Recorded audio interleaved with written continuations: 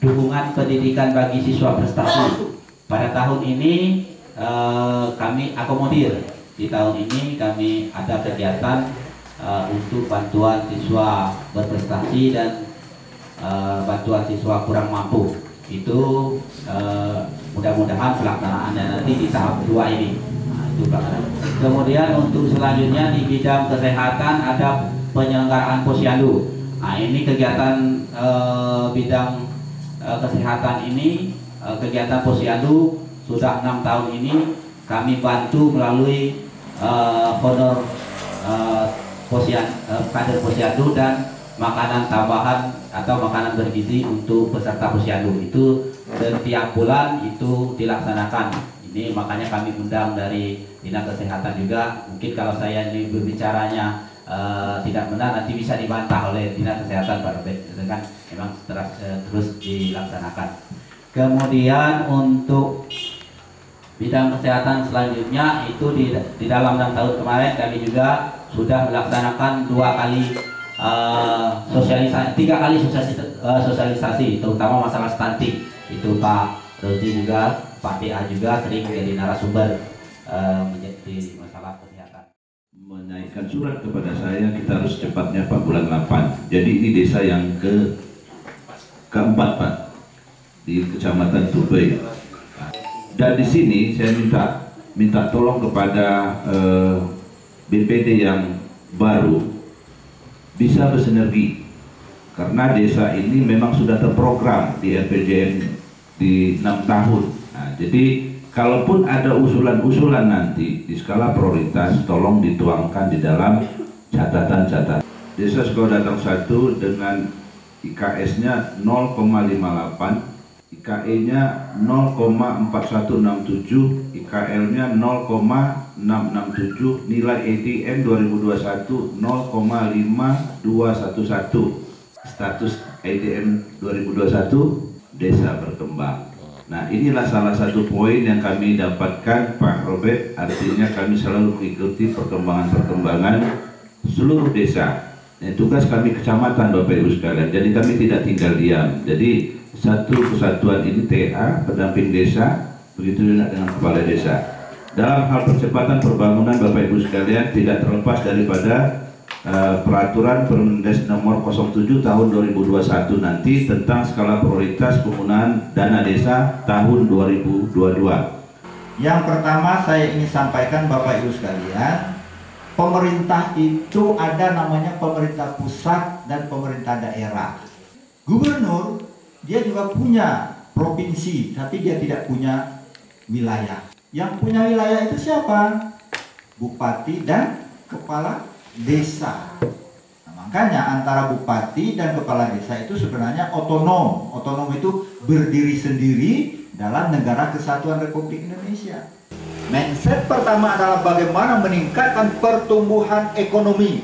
Yang kedua bagaimana meningkatkan indeks pembangunan manusia. Ini tadi di laporan Pak Kades dalam RPJMD desa itu sebenarnya ya itulah RPJMD kabupaten desa itu. Maksud saya apa? Artinya sebenarnya desa-desa sebenarnya siap untuk itu. Tinggal pemerintah daerah dalam hal ini OPD-OPD teknis harusnya merespon kebutuhan, yaitu bagaimana merehabilitasi, membangun baru ya. Kemudian menyambung irigasi yang sudah sehingga total bisa mencapai plus minus 300. Jadi nanti itu jadi program prioritas Pak Bupati kita bidang pertanian itu adalah bagaimana meningkatkan irigasi yang ada, bidang kesehatan, bidang pendidikan. Kebijakan yang sudah diatur oleh pemerintah baik pusat, provinsi maupun kabupaten, setidaknya tahapan. Jadi bingkainya dari yang kita lakukan hiruk pikuk kan cuma berapa Pak? Mulainya dari proses perencanaan tidak, ini harus dipahami Bapak Ibu ya. Karena yang depan saya juga orang-orang hebat desa gitu kan. Kemudian masuk ke pengorganisasian.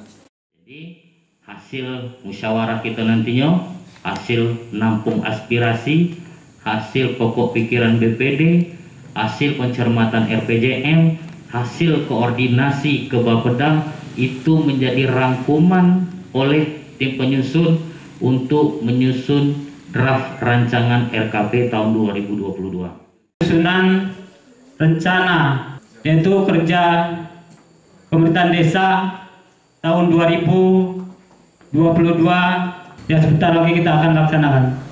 Dan untuk pokok pikiran BPD, karena masih banyak yang harus dilaksanakan berupa aspirasi dari masyarakat, toh kami sendiri BPD adalah merupakan perwakilan dari masyarakat yang intinya melaksanakan penampungan aspirasi masyarakat untuk disusun dalam RKPDes di tahun selanjutnya.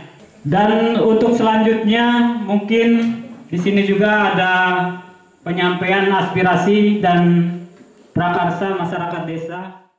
Kita sudah Puskesmas Desa Sukadatang 1 sudah dideklarasi desa ODF. Nah, mungkin kemarin kita telah deklarasikan di tahun 2019 kalau tidak salah. Nah, itu masih ada beberapa warga yang belum ada jambannya. Selanjutnya prioritas juga ini dari dana desa ini stunting. Jadi stunting itu puskesmas kami ini untuk tahun depan itu masuk lokus, jadi lokasi khusus untuk penanganan stunting ini. Dusun 1 ini mengusulkan ada beberapa hal. Pertama, di Dusun 1 ada bronjong. Tadi dibahas oleh Bapak Bapeda masalah irigasi di desa dusun kami, terutama itu ada sebuah bronjong yang mungkin kondisinya perlu direnovasi. Untuk masyarakat, Iko tolong, Iko keceknya kepala desa, usulan Iko air bersih keceknya kan, BPD minta Iko keceknya kan, ada usulan lampu keceknya kan, untuk orang hajatan pinjam di BPD keceknya kan. Pernah kami ajukan dulu pengajuan tentang bantuan jamban keluarga ya. Mengusulkan yang pertama yaitu tentang pembuatan atau perbaikan jalan gang yang terletak di depan almarhum Pak Dakan. Kemudian yang kedua, pembuatan atau pembangunan tapal batas antara Sukadatang 1 dengan Tababaru 2. Kemudian yang ketiga, ini tentang pembuatan atau penetapan nomor rumah, Pak. Dan Dusun 2 yaitu air bersih.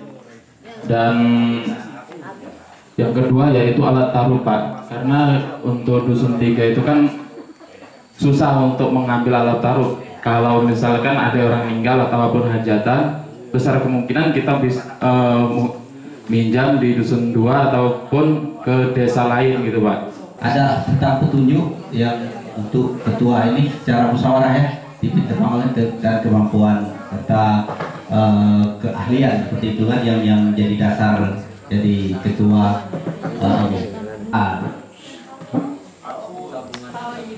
kemudian selanjutnya anggota Pak Gintul dari KPMD. Ini kami ingin menyampaikan beberapa hal penting terkait proses musyawarah yang sudah kita lakukan pada siang hari ini.